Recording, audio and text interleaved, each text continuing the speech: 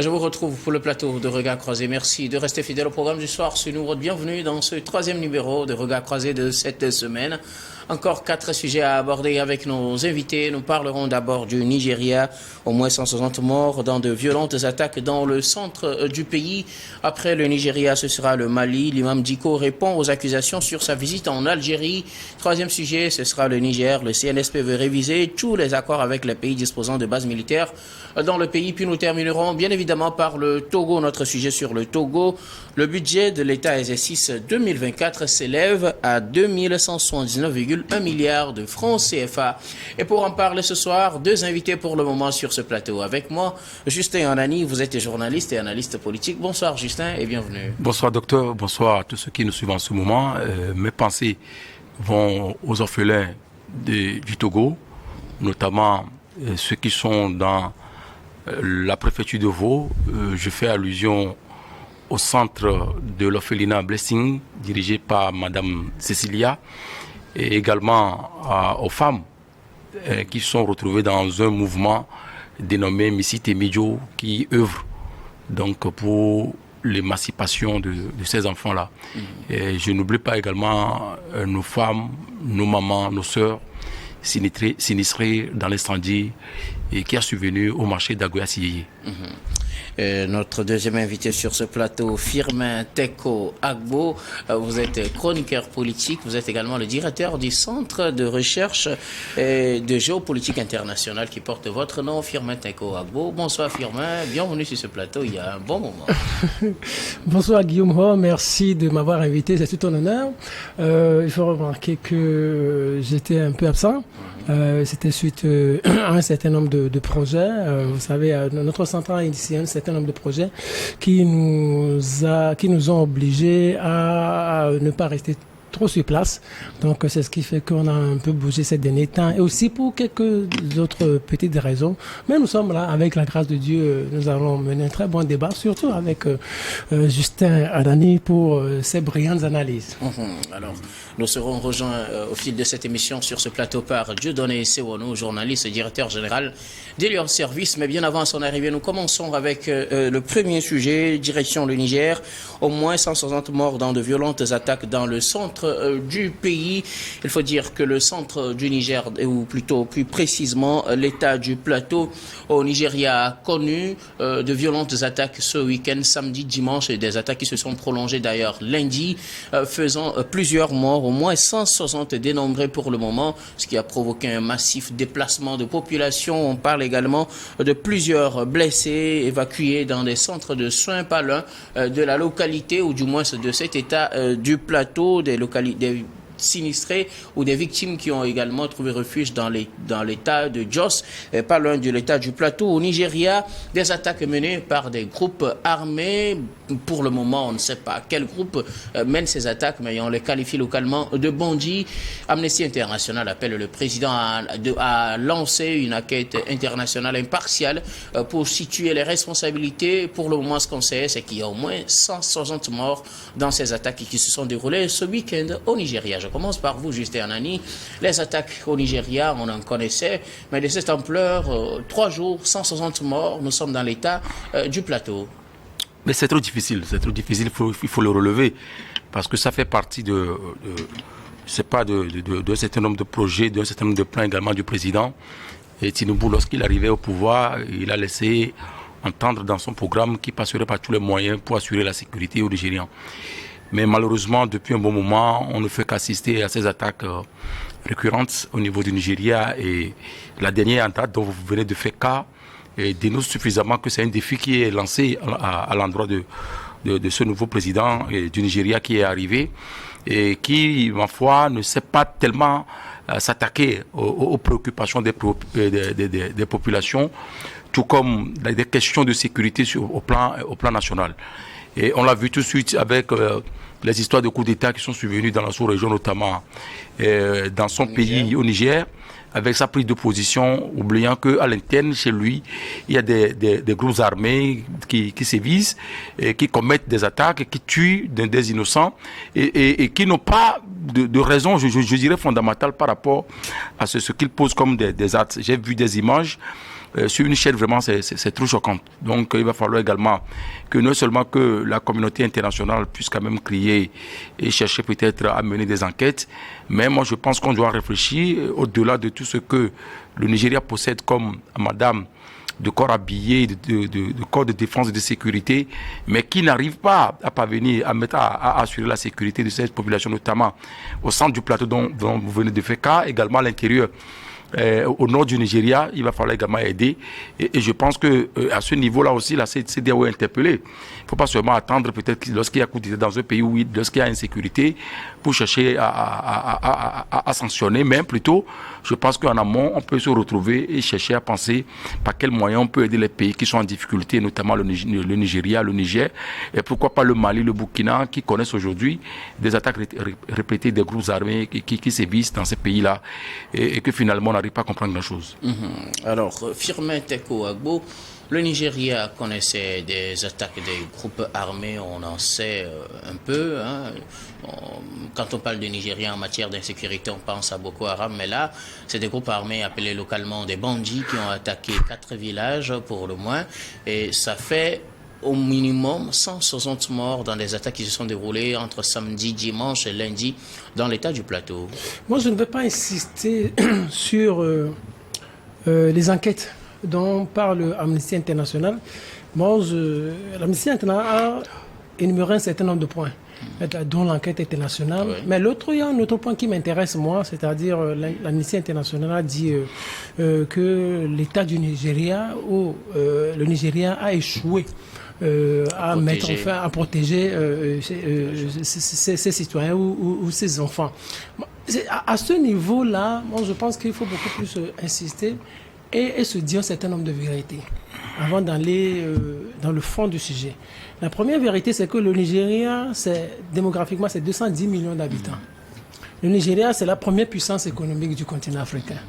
Le Nigeria est vaste, un État fédéral qui a beaucoup d'argent, beaucoup de ressources, le pétrole, l'électricité. Et ce qu'on peut noter, c'est que dans ce pays, il y a tellement de frustration. Quand on parle de Boko Haram aujourd'hui, Boko Haram est né comment? Est né sur la base des frustrations. C'est un certain Youssouf, au nord du Nigeria, qui a rassemblé ses frères, ses soeurs pour leur dire, si nous sommes dans cette situation aujourd'hui, c'est parce qu'il y a une minorité qui s'accapare les richesses du pays. Ils sont là, ils sont riches, mais ils vous négligent. Alors nous allons créer un État. Dans cet État-là, il n'y aura pas les moyens occidentaux, mais nous allons vous créer des emplois. Nous allons mettre fin à l'école occidentale, mais nous allons vous permettre de bien vivre. C'est comme ça qu'est né Boko Haram. Ça veut dire qu'en réalité, le gouvernement du Nigeria a échoué à lutter contre la frustration, à lutter contre la corruption. Parce qu'un pays immensément riche, mais dans lequel on trouve assez de pauvres, assez de démunis, assez de personnes qui vivent dans des situations de précarité absolue. C'est grave. Donc je pense que la solution, il faudrait la chercher par là, à ce niveau-là. Quand vous parlez aujourd'hui de groupes armés, les groupes armés sont nés comment? C'est sur la base de frustration. Vous pensez qu'il y a des gens qui vont se sentir très bien à l'aise dans leur peau, qui vont bien manger, qui vont vivre de la façon la plus décente, et vont se lever un jour pour aller chercher des armes, pour venir tuer leurs pauvres frères. Non, c'est parce qu'ils ont un message. La pauvreté, c'est parce qu'ils ont un message. La précarité, c'est parce qu'ils ont un message. Les frustrations, c'est parce qu'ils ont un message. L'aigreur, on ne peut plus continuer à vivre comme ça. Quand on parle d'enquête, on va faire les enquêtes, on va trouver ces bandits-là. Mais demain, il y aura encore d'autres attaques. Quand le président Tinubu arrivait, il est arrivé en avril, je pense au début de l'année, déjà il y avait une série d'attaques. On avait organisé des élections, il y avait une série d'attaques. Et lui promettait d'assurer la sécurité. Au lieu qu'il s'occupe de cette sécurité, de la sécurité de son pays, il cherche à dire, par exemple, ce qui ne tient pas pour le moment. S'il faut aller attaquer d'autres. Et puis pour trouver des moyens, pour aller attaquer un autre pays frère. Alors qu'il devrait en réalité faire économie de cela pour s'occuper de la sécurité de ses concitoyens. Ce qu'il n'arrive pas à faire. Le président Tinubu, moi, c'est quelqu'un en qui je n'ai pas beaucoup confiance, parce que vous ne pouvez pas aller chercher quelqu'un qui a déjà fait sa vie, qui est accusé à tort ou à raison, qui a vécu aux États-Unis, qui n'a plus d'ambition pour lui-même. et qui veut le positionner à la tête d'un État. Vous attendez quel résultat de lui? C'est lui-même qui a battu campagne, c'est lui qui a porté une ambition politique pour diriger le Nigeria. Personne n'est allé chercher Tinubu pour lui dire, bon, nous on te veut, on veut que tu sois notre président, viens t'asseoir là. Ça ne se fait pas, oui, bien sûr, il a battu campagne, mais qui a voté pour lui? Ce sont les Nigériens. Il fallait faire cette petite analyse. Et aussi, qui l'ont soutenu dans l'ombre? Ce sont les Américains, il ne faut pas oublier ça. Ce sont les Français, ce sont les Occidentaux qui l'ont soutenu. Et n'oubliez pas que les résultats ont été fortement contestés. On ne sait pas quel moyen il est arrivé. Mais celui-là, vous ne pouvez pas lui faire confiance. Parce que, excusez-moi, c'est une personne de troisième âge pour qui j'ai un certain respect. Il est fatigué. Il est fatigué. Moi, je me demande s'il n'atteint pas encore la sénilité. Quand il va au sommet, vous voyez comment il me rappelle le Zimbabwéen, que vous connaissez très bien, Robert Mugabe, qui donnera des sommets, qui n'avait plus d'ambition parce qu'il a passé tout son temps à combattre les Blancs. Lui, Robert Mugabe. Lui, il a passé tout son temps à se construire une économie personnelle. Aujourd'hui, il veut s'amuser à la tête de l'État. Vous attendez quoi de lui? Moi, je vous dis, ce n'est pas une prédiction. Ce n'est pas une prophétie. Il y aura encore 2 attaques parce qu'il y a tellement de frustration. On va faire des attaques, on va faire des enquêtes. On va trouver des bandits. On va les arrêter. Mais du jour au lendemain, il y aura toujours ce genre de choses. Et aussi l'autre élément fondamental auquel il devrait s'attaquer, c'est le recrutement. Comment adopter une stratégie sécuritaire? Moi, je ne peux pas dire qu'aujourd'hui, le président Tinubu a une stratégie sécuritaire. Il aurait une stratégie sécuritaire, il devrait tout d'abord lancer ou mettre un accent sur le recrutement de nouvelles forces, c'est-à-dire de nouvelles forces, de nouvelles gens, si on peut le dire comme cela. Renforcer la sécurité au niveau de l'armée, renforcer la sécurité au niveau de la police, renforcer la sécurité au niveau de la gendarmerie, pour que les écoles soient vraiment protégées, pour que les mosquées soient vraiment protégées, pour que les centres commerciaux soient vraiment protégés. Parce que les villages, à l'entrée des villages, il faut qu'on sache qui entre et qui sort de ces villages-là. Parce que si on n'a pas ça là, il y aura toujours de ces multiples attaques, Guillaume. Merci beaucoup à vous, Firmin Tekou Abomey, à vous écouter. On a l'impression que c'est une fatalité. On ne pourra pas éviter les attaques, ça va se répéter. Mais finalement, c'est comme si, quoi qu'on fasse, on ne pourra pas les éviter. Quelle solution vous proposez aujourd'hui pour qu'on évite ces genres d'attaques-là? Parce qu'à vous écouter, c'est comme si, même si on trouve ceux qui ont commis ces forfaits, même si on les punit aujourd'hui, demain, il y en aura d'autres. Oui, ce n'est pas une fatalité. Au fait, c'est quoi? Si la situation demeure telle, il y aura toujours de tels résultats, il y aura toujours des attaques. C'est-à-dire, moi, je souhaiterais bien qu'on s'attaque au réel problème. Et c'est quoi ces réels problèmes? Ces réels problèmes, c'est que les Nigériens vivent dans une situation de pauvreté, dans une situation de précarité. Les Nigériens vivent dans une situation de corruption extrême. Les richesses du pays ne sont pas également réparties. Les richesses du pays ne sont pas également redistribuées. Il y a des gens qui ont des camions, mais il y a des gens qui ont des vélos. Ce n'est pas possible. Il y a des gens qui vivent bien, des gens qui ont de grosses maisons. Mais à l'inverse, de l'autre côté, il y a des gens qui n'ont pratiquement rien. C'est dans tous les pays du monde. Oui, c'est dans tous les pays, mais au Nigeria, regardez. Au Nigeria, ce qui est dangereux pour le Nigeria, c'est que cela conduit à mettre en place une force aujourd'hui que tout le monde combat. Boko Haram. Et c'est Boko Haram qui nourrit ou qui est aujourd'hui le malheur de toute l'Afrique aujourd'hui. Parce que c'est sur ça que peut-être l'État islamique aussi s'est reposé. C'est sur ça que Al-Qaïda, bien sûr, Al-Qaïda essaie depuis, mais Al-Qaïda surfe aujourd'hui sur Boko Haram. C'est parce qu'il y avait tellement de frustration au Nigeria que Boko Haram est né. Donc il faut s'attaquer à cela. Maintenant, il faut arriver à rééquilibrer les choses au niveau du Nigeria. Mais la deuxième chose que je dis, c'est le recrutement, c'est la stratégie militaire, la stratégie sécuritaire. Quand vous avez une stratégie sécuritaire, et là, ceux-là qui vont venir au front vont savoir que, mais quand on vient, soit on risque d'y laisser nos vies. Donc ça va les dissuader en quelque sorte. Mais sinon, vous n'avez rien de tout ça. Vous n'avez aucune stratégie sécuritaire. Vous n'avez rien sur le plan social pour remonter un peu la pente, pour équilibrer un peu les choses. Mais écoutez, vous n'aurez que de cette attaque. Parce que les gens n'ont plus peur. Quand vous enfermez les gens, une chose est sûre, vous allez les libérer. Mais du moment où les gens continuent toujours pas à avoir faim, étant donné que le monde même court à une vitesse exponentielle, avec cette histoire de l'inflation, mais vous aurez toujours de ces attaques-là parce que les gens ont plus peur de vous. Merci beaucoup, Firmin Kouagbo. Alors, Justin, je reviens à vous. Amnesty International appelle à l'ouverture d'une enquête impartiale pour situer les responsabilités face à ces attaques. Moi, je pense que c'est normal, parce que quand vous prenez les institutions, la façon dont elles fonctionnent, ça dénote que lorsqu'il y a ces genres d'événements, ces genres d'attaques, ces genres de barbarie, forcément, il faut l'ouverture d'une enquête pour situer les responsabilités. C'est ce qui m'amène peut-être à rebondir un tout petit peu par rapport à ce que Firmin laissait entendre tout à l'heure. Rien ne peut justifier le carnage qu'on a connu au Nigeria. Et c'était pas la première fois. Mais quel que soit le degré de frustration, quel que soit le degré de l'injustice sociale qui est observée dans un pays, je ne pense pas qu'il faille aller chercher des moyens incorrects pour aller régler des comptes à des populations innocentes. Et cet acte-là serait peut-être posé à l'endroit des dirigeants, à l'endroit des richissimes qui ont eu à un moment donné détourné les fonds de la République.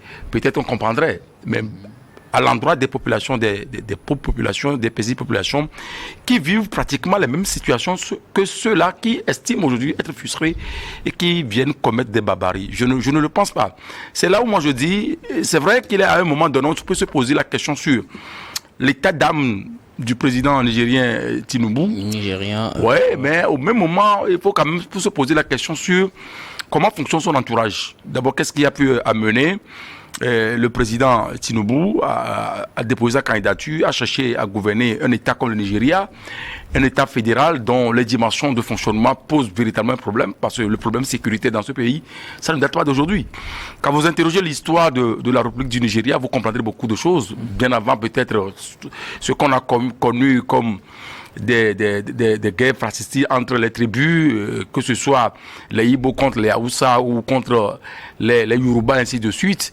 Maintenant, les sensations qu'on a eu à connaître au nom de ce pays avant que tout ne soit quand même chamboulé, devenir aujourd'hui un État fédéral, je pense que ce seront autant d'éléments qu'il faut mettre dans la balance et véritablement analyser. Donc la question sécuritaire, c'est une question qui se pose avec acuité, à laquelle on doit quand même réfléchir et amener des réflexions et faire en sorte que, comment faire pour éviter ce genre d'événements malheureux et qui surviennent régulièrement dans ce pays, notamment. Non seulement, aujourd'hui on parle du centre du plateau du Nigeria, mais lorsque vous allez au nord, vous avez vu ce qui s'est passé dans les dernières périodes. Je pense que c'est un problème qui est réel, qui est là, mais s'il y a besoin maintenant d'aider ce pays, le Nigeria, et c'est là où je dis que le problème devait également être posé au niveau de la CEDEAO pour réfléchir de façon approfondie et voir dans quelle mesure la question de recrutement, je partage avec Firmin, s'il a lieu parce que c'est un État fédéral, c'est dans chaque fédération qu'on doit mener la réflexion au niveau des gouverneurs, je pense que ça serait les bienvenus.